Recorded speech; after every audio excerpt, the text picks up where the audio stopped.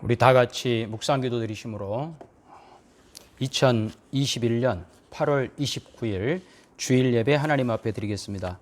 하나님은 영이시니 예배하는 자가 영과 진리로 예배할지니라. 아멘.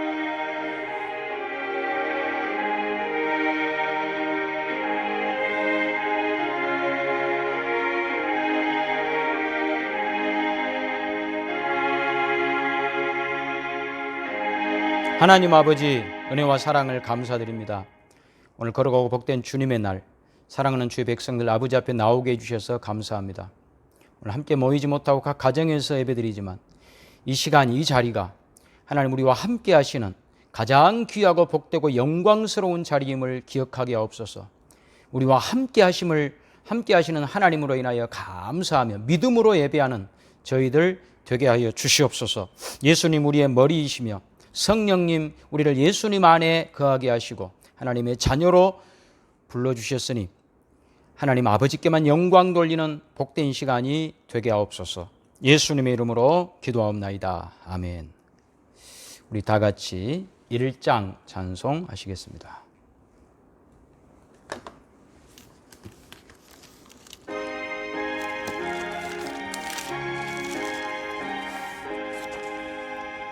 만복의 근원 하나님, 온 백성 찬송 드리고 저 천사여 찬송하세. 찬송 성부 성자 성령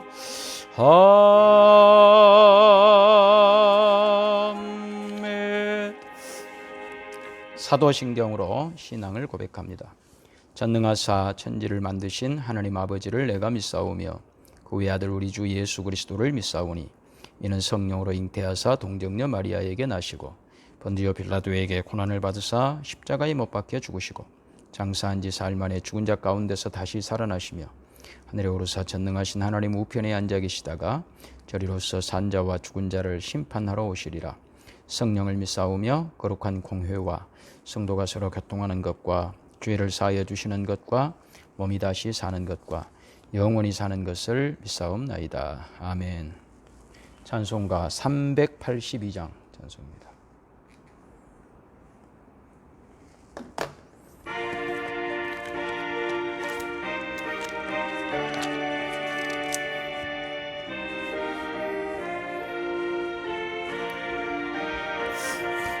너 근심 걱정 말아라. 주 너를 지키리. 주 날개 밑에 거하라. 주 너를 지키리. 주 너를 지키리. 아무 때나 어디서나 주 너를 지키리. 늘 지켜주시리. 어려워 낙심될 때에 주 너를 지키리.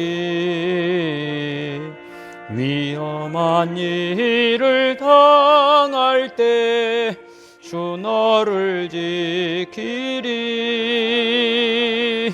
주 너를 지키리.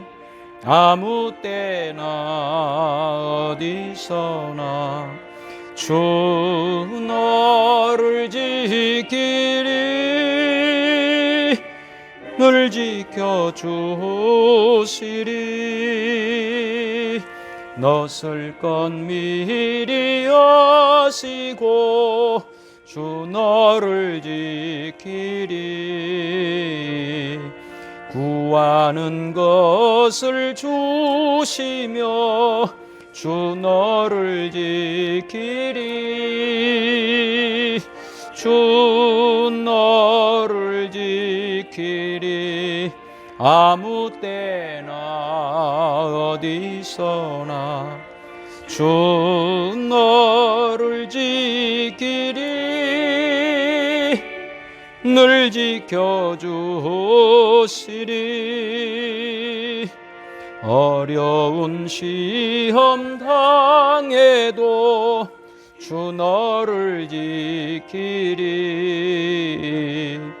구주의 품에 거하라 주 너를 지키리 주 너를 지키리 아무 때나 어디서나 주 너를 지키리 늘 지켜주시리 아멘.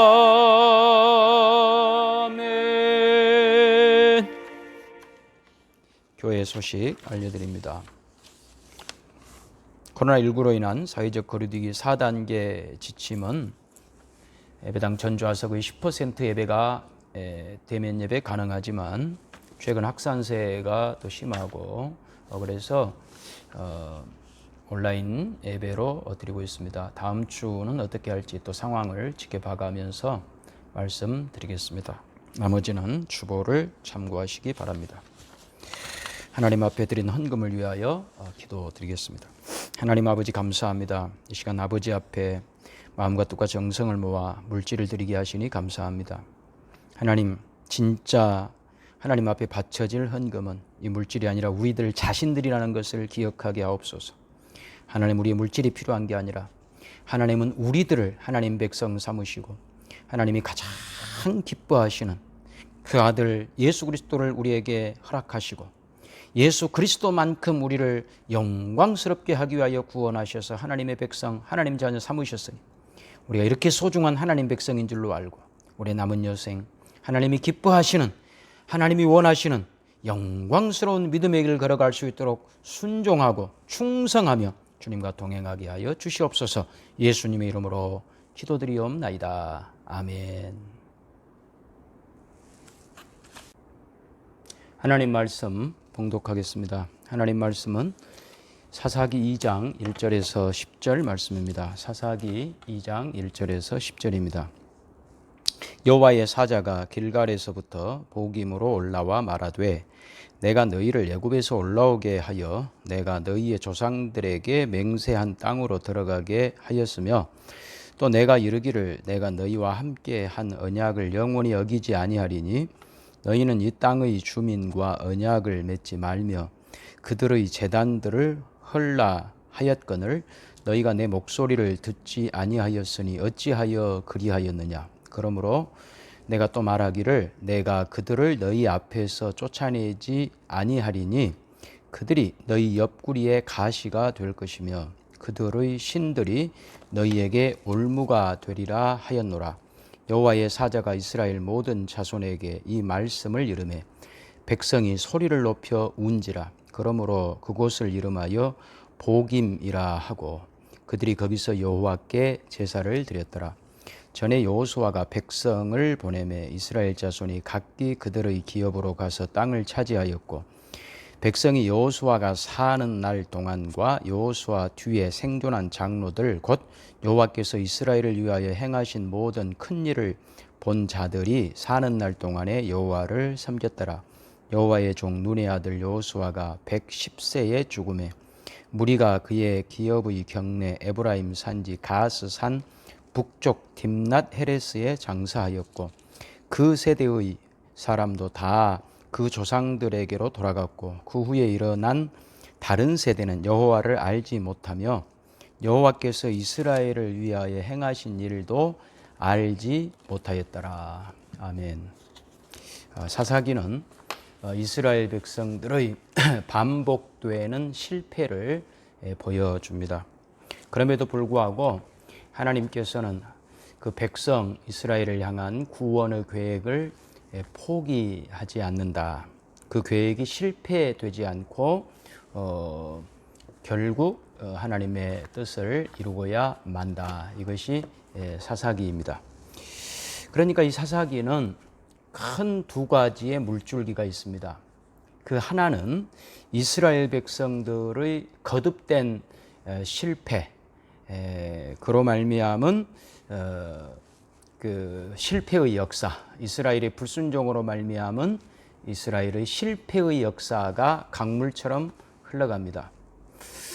이것은 이제 사사기를 우리가 보는 내내 그 확연하게 우리에게 보여줍니다.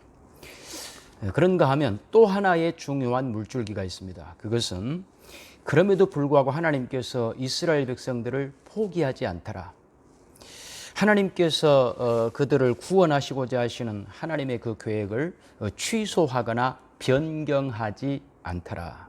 이것이 또 하나의 사사기의 중요한 물줄기입니다.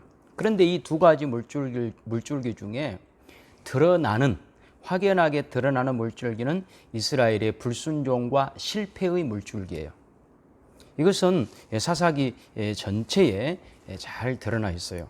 그런가 하면 하나님의 구원의 물줄기는 감추어져 있어요. 이스라엘 백성들이 계속해서 불순종하고 그래서 실패하고 그들이 고통당하고 어려움을 겪고 이런 것들이 쭉 기록되고 있는데, 그러면 그 속에서 하나님께서 어떻게 그들을 구원해 가시는가라고 하는 것은 그들의 실패만큼 확연하게 드러나지는 않아요. 그러나 분명히 하나님께서 그 속에서 그들을 구원하고 계시는 그 일을 하고 계신다. 이것이 사사기다 이 말이죠. 여러분, 지금 이런 관점의 사사기를 읽는 것은 오늘날 우리들의 신앙에서 굉장히 중요합니다. 왜냐하면 이스라엘 백성들이 매를 맞고 있는 그런 장면, 그런 장면들이 많이 나오죠. 그것은 자기들이 자초한 잘못이죠. 그로 말미암아 당하는 고통이죠.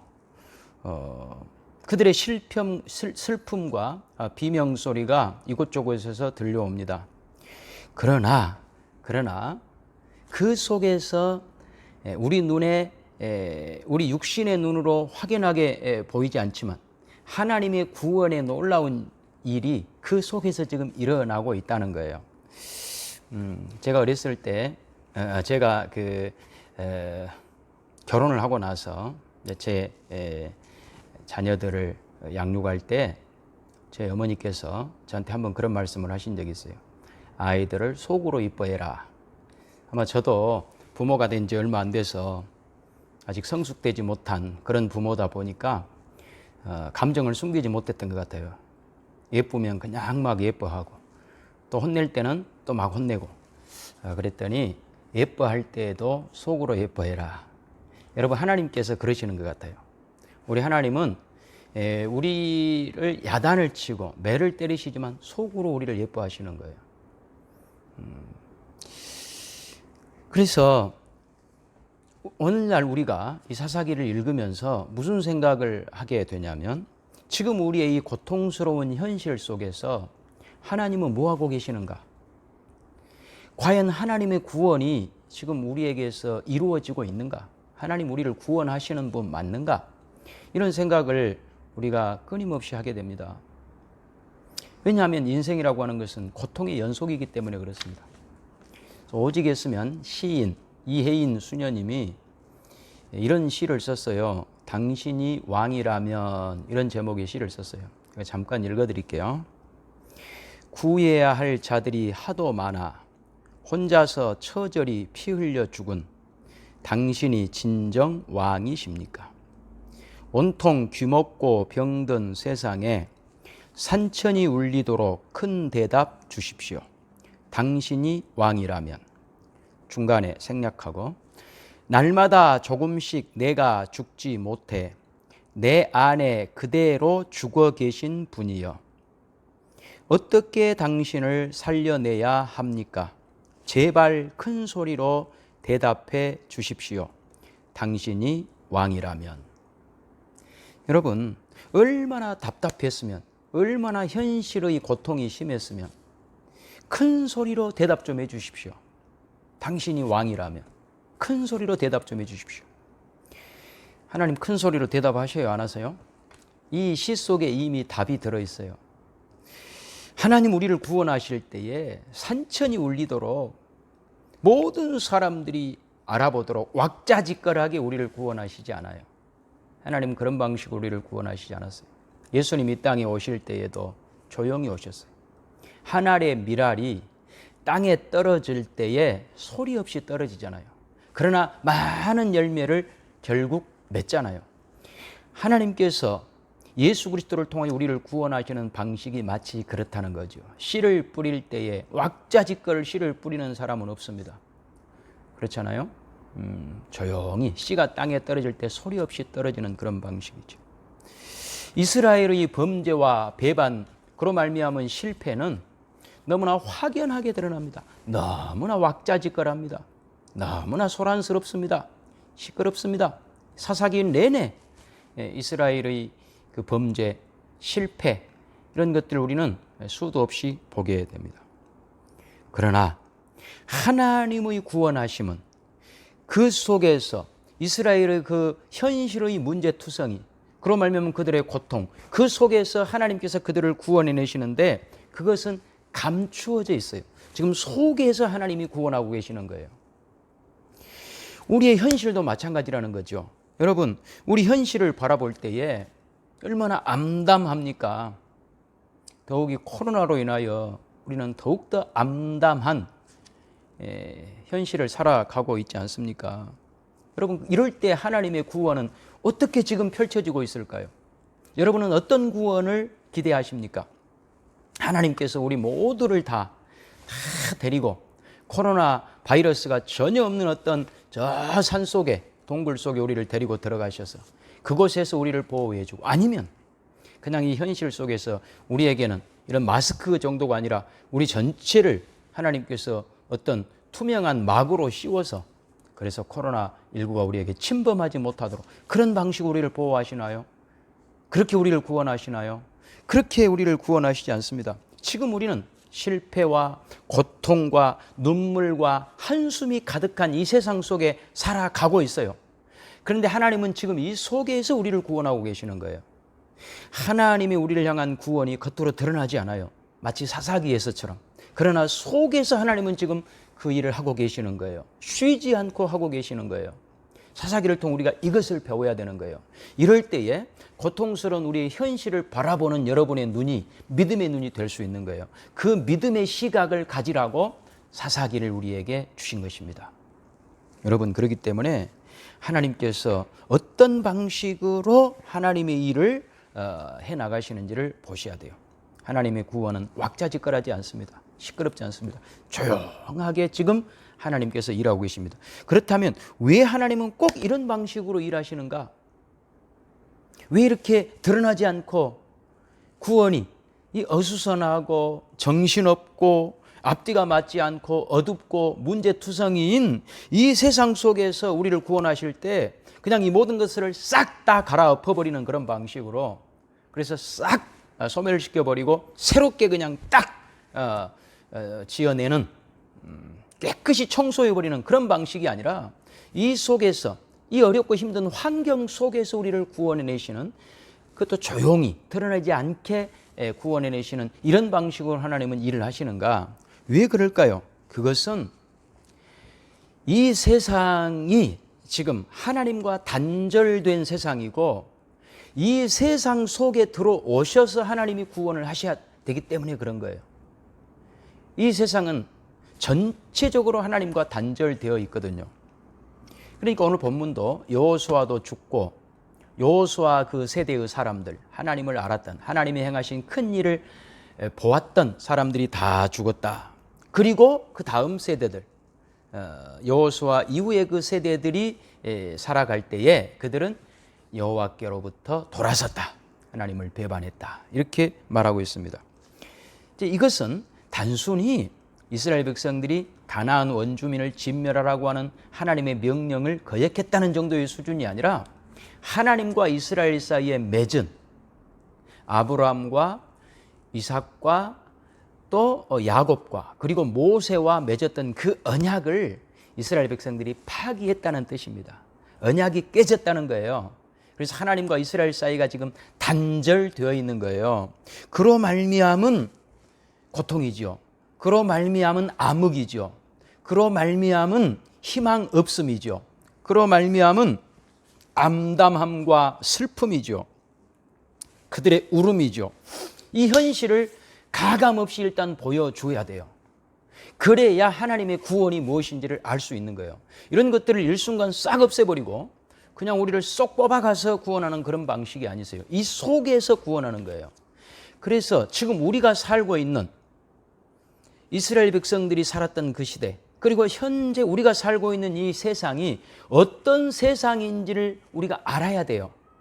그래야 우리가 하나님께서 우리를 구원하시는 그 구원이 무엇인지를 우리가 알게 되거든요.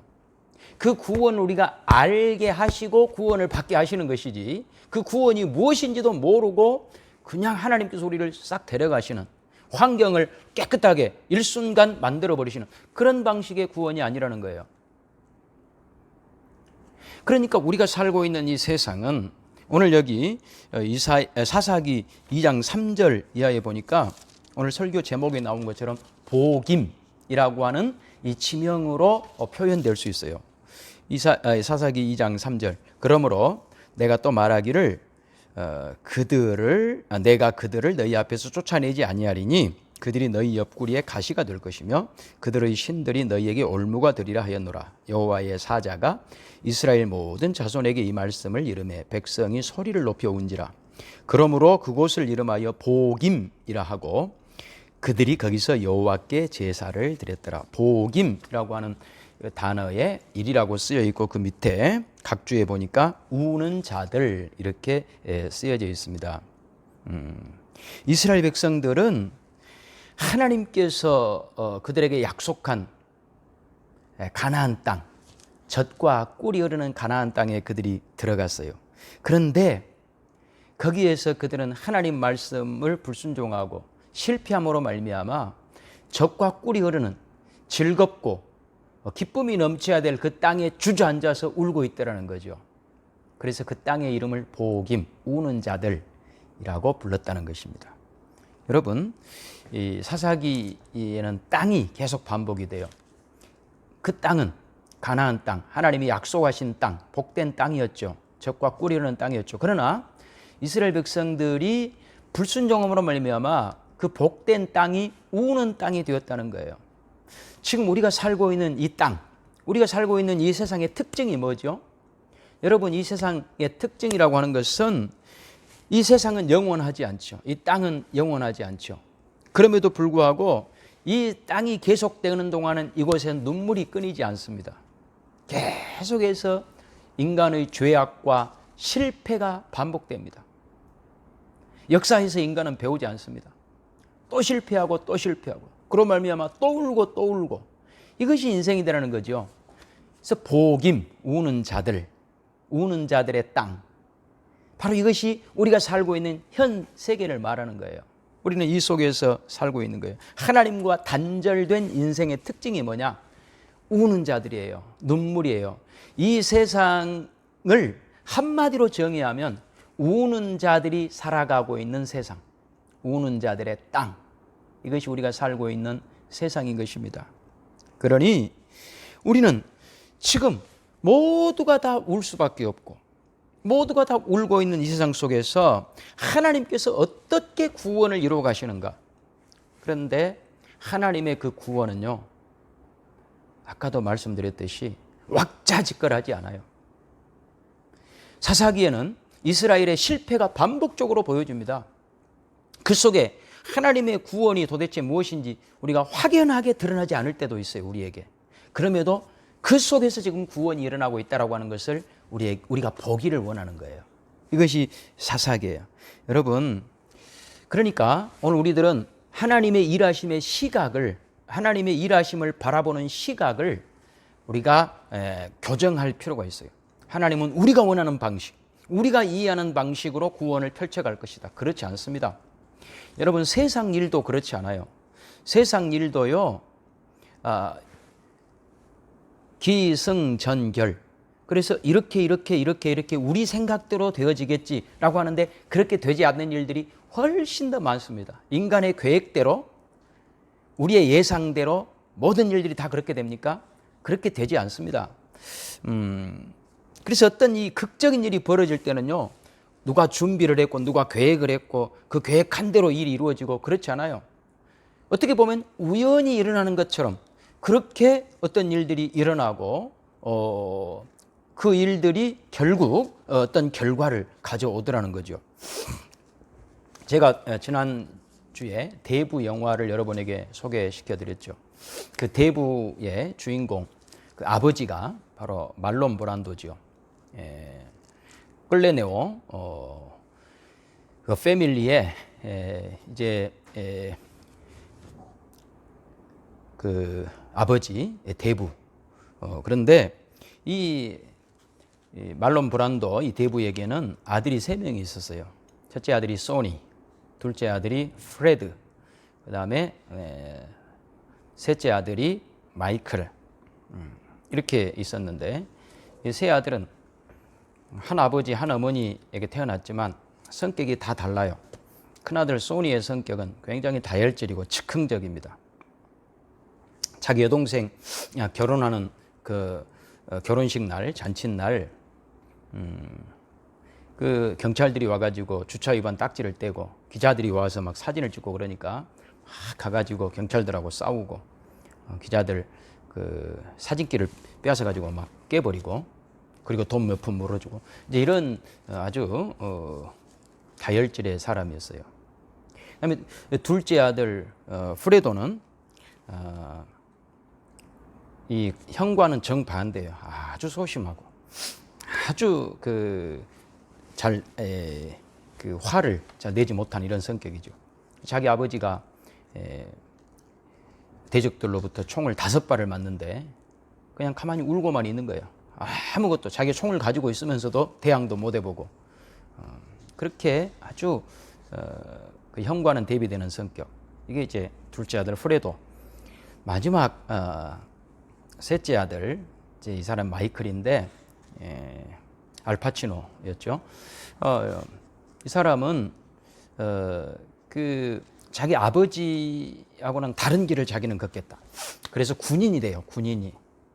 그래가지고 그 아버지의 그 패밀리 생활, 조직 생활, 이런 비제도권 이런 것을 자기는 그런데 얼씬도 하지 않겠다. 그래서 군인이 돼서 정상적인 어떤 제도권 안에서 자기는 모범 시민으로 살아가겠다. 이제 이렇게 결심을 했어요. 그런데 자기 아버지가 타탈리아 패밀리에 의해서 공격을 받게 되고 이제 복수하는 과정, 그 타탈리아 패밀리에게 복수하는 과정에서 우연치 않게 이 셋째 아들인 마이클 알파치노가 연루가 되게 돼요. 그리고 누구도 생각지 못했던 셋째 아들이 대부가 돼요. 두 번째 대부가 되는 거죠. 이 알파치노가 두 번째 대부가 될 거라고 하는 것은 자기 아버지도 전혀 예상치 못했고 형들도 예상치 못했고 심지어는 적들 타탈리아 가문에서도 전혀 예상하지 못했어요. 나중에 이제 이 알파치노가 대부가 된 이후에 이 사람은 자기 아버지를 능가하는 전략가가 됩니다. 작가의 머릿속에는 이미 있었죠. 그러나 그 영화를 보는 누구도 셋째 아들이 대부가 될 거야 라고 하는 생각은 전혀 못하고 있었다는 거예요. 여러분, 왜 제가 이 말씀을 드리냐면 이 세상 일도 이런 방식으로 이루어져요. 우리가 예상하고 우리가 계획하고 우리가 생각하는 방식이 아닌 다른 방식으로 일이 흘러가더라는 거죠. 하나님께서 우리를 구원하는 방식도 마찬가지예요. 우리가 예상하고 우리가 상상하고 우리가 기대하는 방식으로 하나님께서 구원을 이루시지 않아요.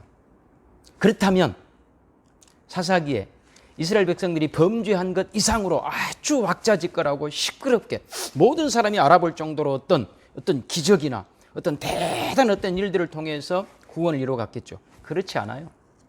그들의 타락의 역사, 실패의 역사, 복임, 주저앉아서 우는 자들의 땅, 바로 그것이 계속 반복적으로 이루어져 가고 있는 그 상황 속에서 하나님의 구원이 이루어지는 거예요. 이게 사사기예요. 이게 사사기예요.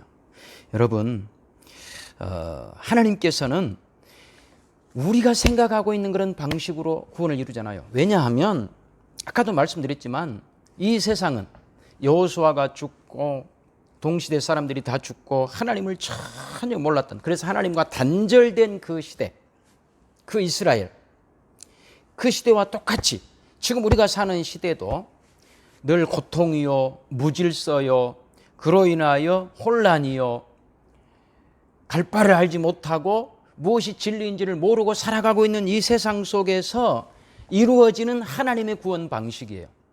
그러다 보니 구원이라고 하는 것은 우리의 기대와는 전혀 다른 방식으로 구원이 이루어지고 있다는 걸 알아야 돼요. 우리의 기대, 우리의 요구, 인간이 요구하는 구원의 방식은 뭘까요?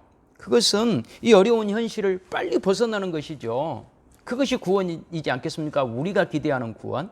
더 이상 아프지 말고, 더 이상 물질 때문에 고통당하지 말고, 더 이상 전쟁도 없고, 그래서 우리가 편하게 살다가 편하게 죽는 그런 세상을 주세요. 이것이 우리가 생각하는 구원이에요. 그러나 하나님께서는 그런 정도의 구원이 아니에요.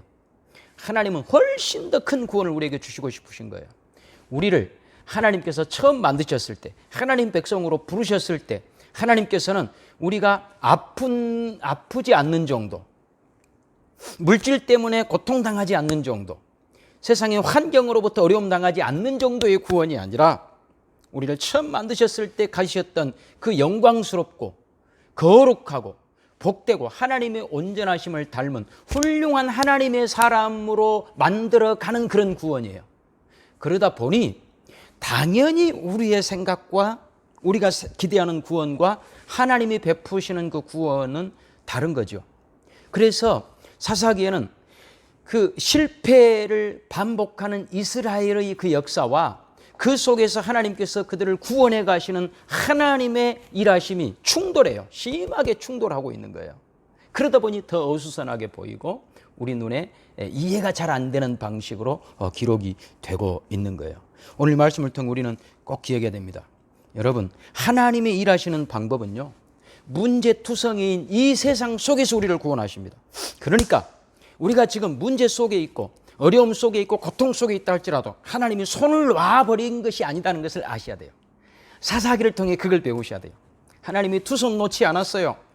하나님은 지금 팔을 벌리고 하나님의 일을 하고 계시는 거예요. 어떤 일? 우리를 구원하시는 일, 우리를 복되게 하시는 일, 하나님의 그 계획, 하나님의 목표에 우리가 도달하도록 하나님께서 우리를 붙들어서 그 길을 가게 하시는 그 일을 어디서 하신다고요? 깨끗한 무균실 속에 우리를 집어넣고 하시는 것이 아니라 이 균이 득실득실거리는, 죄가 득실거리는, 그러나 고통이 끊이지 않는 복임, 눈물, 우는 자들의 땅 속에서 하나님께서는 지금 그 일을 하고 계심을 믿으셔야 돼요. 이걸 사사기를 통해 우리가 배워가는 거예요.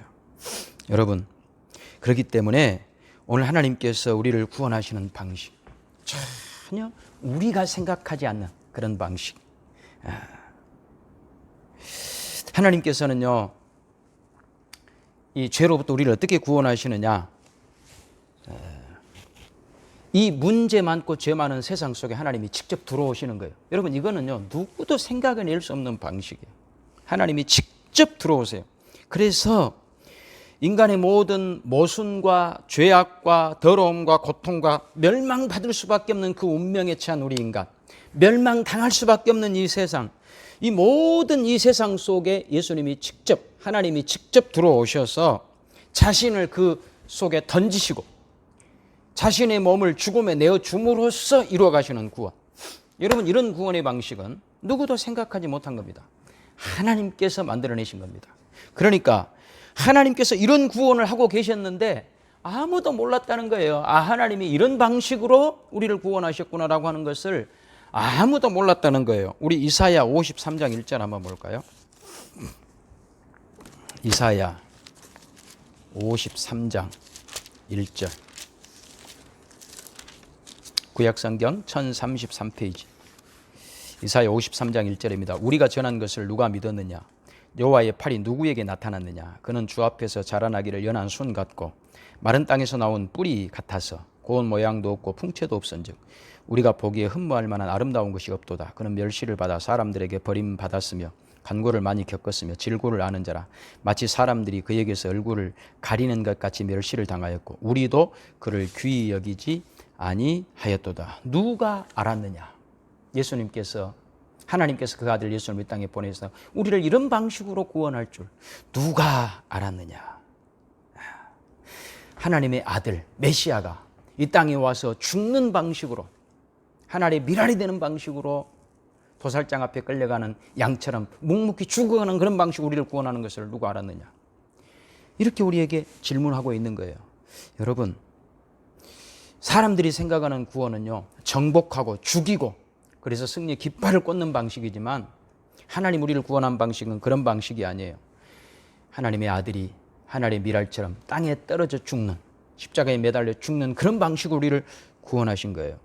눈물의 땅, 고통의 땅, 그곳에서 눈물을 흘릴 수밖에 없는 우리 인간들을 예수님께서, 야, 너희들이 나에게 달려오면, 회개하고 달려오면 내가 너희를 구원해 줄 게가 아니에요.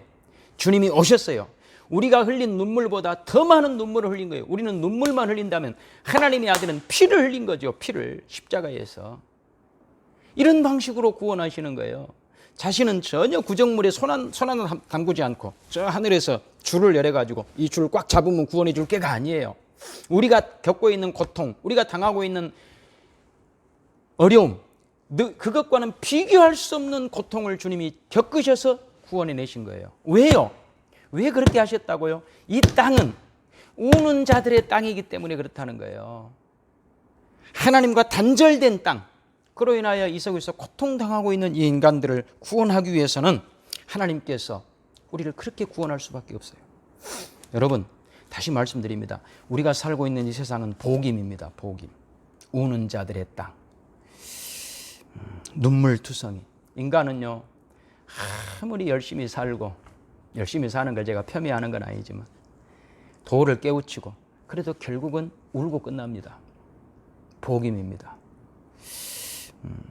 그 가수 남인수 선생님이라고, 이분은 1937년 우리 나라가 일제강점기 때 활동하셨던 가수인데, 이분이 불렀던 노래 명곡이 있어요. 목포의 눈물과 함께 이 남인수 선생이 불렀던 이 노래는 예수의 소야곡.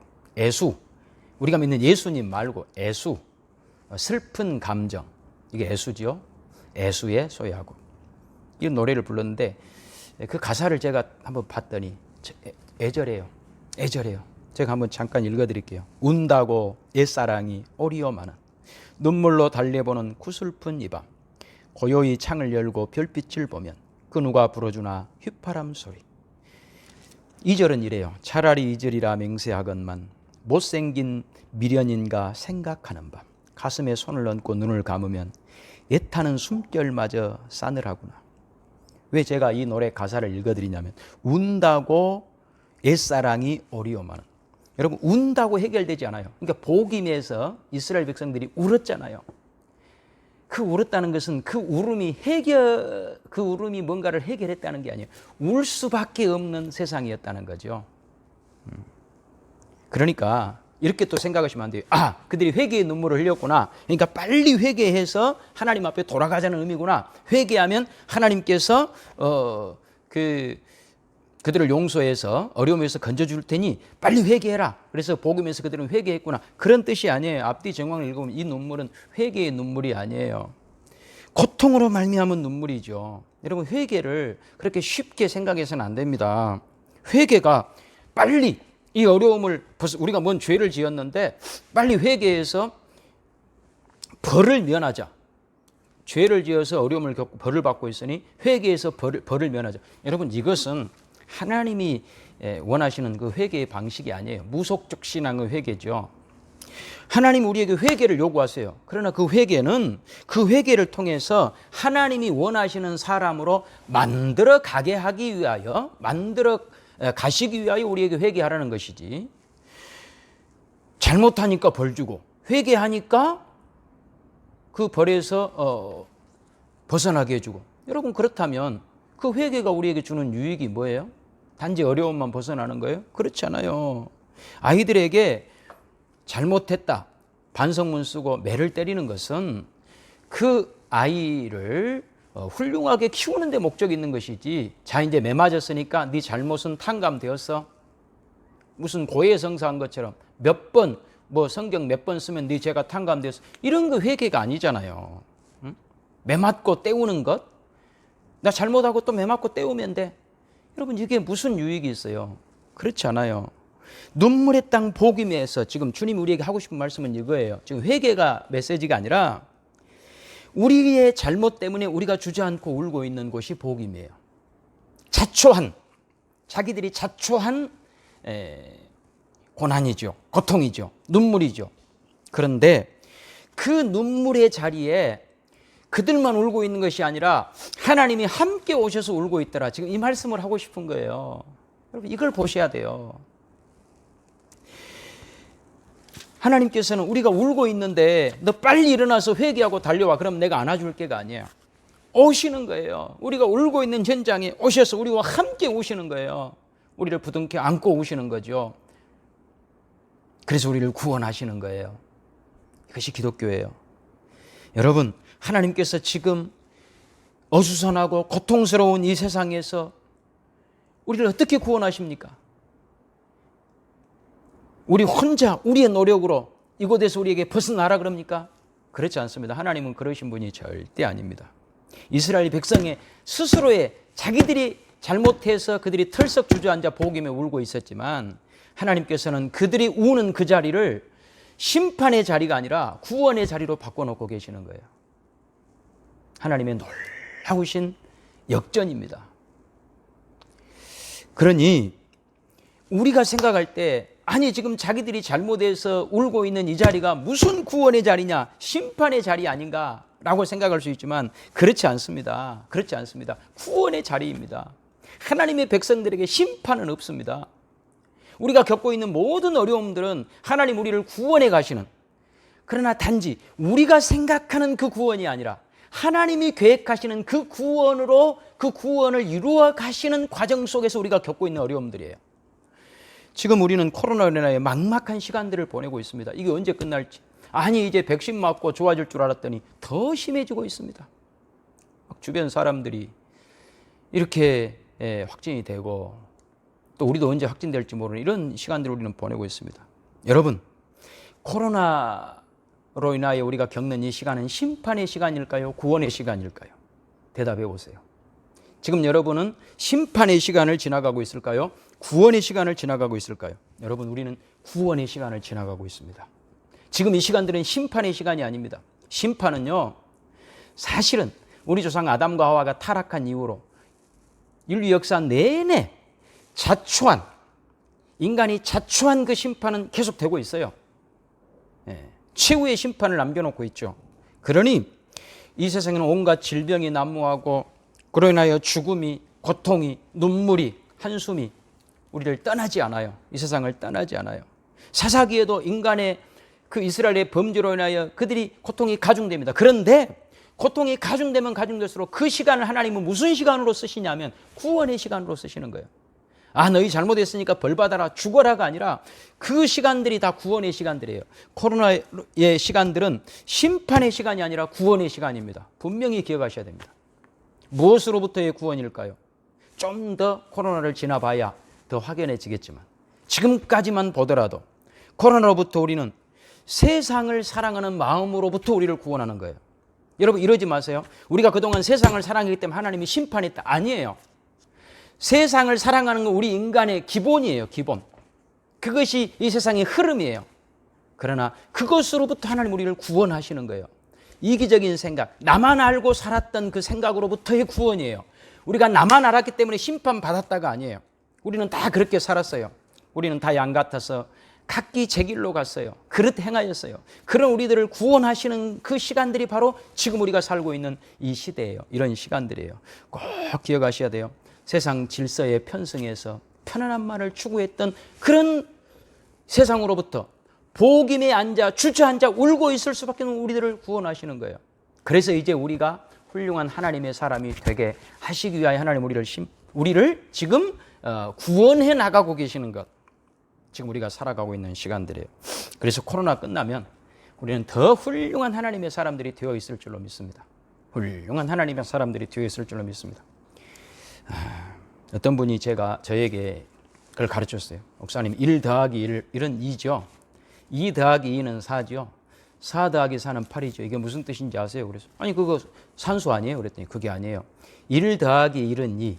한 번 생각하고 또 한 번 생각하면 2. 이해하게 된다. 상대방을 이해하게 된다. 2 더하기는요. 이해하고 한 번 더 이해하면 4. 상대방을 사랑하게 된다. 4 더하기 4가 8은 뭐예요? 사랑하고 사랑하게 되면 그 사람의 팔자를 바꾼다.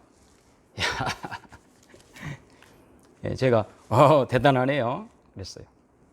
여러분, 우리가 하나님의 사람으로 이번 기회에 그동안 나만 알았다면 상대방을 다시 한번 이해하게 되고 하나님의 구원을 더 깊이 이해하게 되고, 그래서 우리 얼굴이 그동안 냉면이었다면 또 냉면은 뭐예요? 차가운 얼굴, 차가울 얼굴면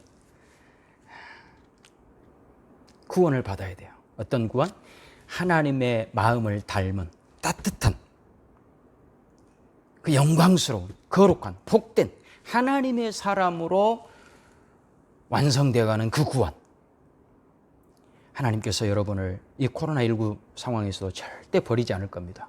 우리와 함께 하실 겁니다. 그 사랑을 누가 끊으리요? 환난이나 적신이나 기근이나 위험이나 칼이라 어떤 것도 우리를 그리스도 안에 있는 그 하나님의 사랑에서 끊을 수 없으리라. 이 말씀을 꼭 믿으시고, 우리가 어떤 세상 속에서 구원받았는가, 이 세상 속에 어지럽고 힘든 세상 속에 하나님의 구원은 어떻게 펼쳐져 나가는가, 하나님은 어떻게 우리를 기대하고 계시고 어떻게 그 구원을 펼쳐가시며 우리를 끝까지 포기하지 않고 하나님 우리와 동행하시는가, 이것을 앞으로 사사기를 통해 배우시고 그 속에서 여러분이 평안을 얻으시고 하나님 안에서 믿음의 복된 길을 걸어가시기를 주님의 이름으로 축원합니다. 기도하겠습니다. 하나님 아버지, 감사합니다. 오늘 주신 말씀을 마음에 새기고 하나님께서 우리를 어떤 세상으로부터 구원했는지, 우리는 복임, 주저앉아서 울 수밖에 없는 이 세상, 고통의 세상 속에서 심각한 죄로부터 우리가 구원받았으며, 그렇게 구원받은 우리들을 하나님은 얼마나 소중히 여기시며 어떻게 우리를 보호하시며 어떻게 영광의 자리로 우리를 인도하시는지를 알며, 지금 우리가 겪고 있는 이런 어려운 시간들은 심판의 시간들이 아니라 구원의 시간임을, 하나님 우리를 훌륭하게 만들어 가시는 복되고 아름다운 시간들임을 기억하며 주 안에 소망을 잃지 말며 믿음을 잃지 말며 주님과 동행하는 저희들 될 수 있도록 주님 힘 주시고 믿음 주시고 은혜 베풀어 주시옵소서. 예수님의 이름으로 기도하옵나이다. 아멘. 우리 다 같이 5장 찬송하시겠습니다.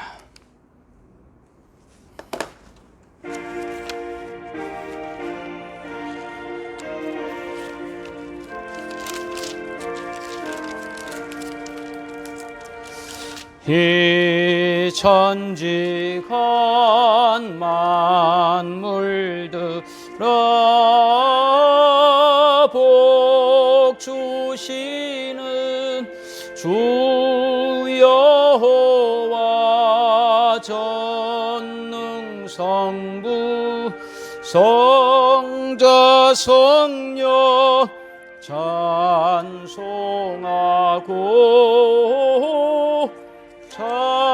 찬송하세. 아멘.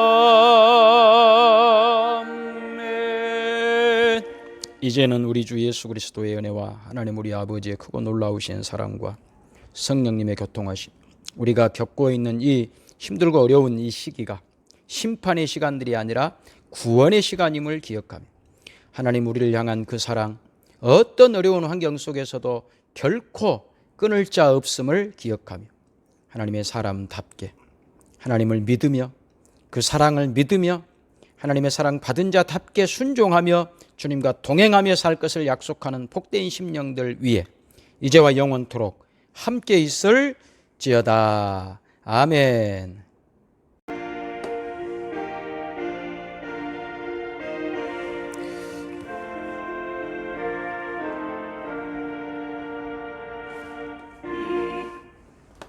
이상으로 주일 예배 마쳤습니다.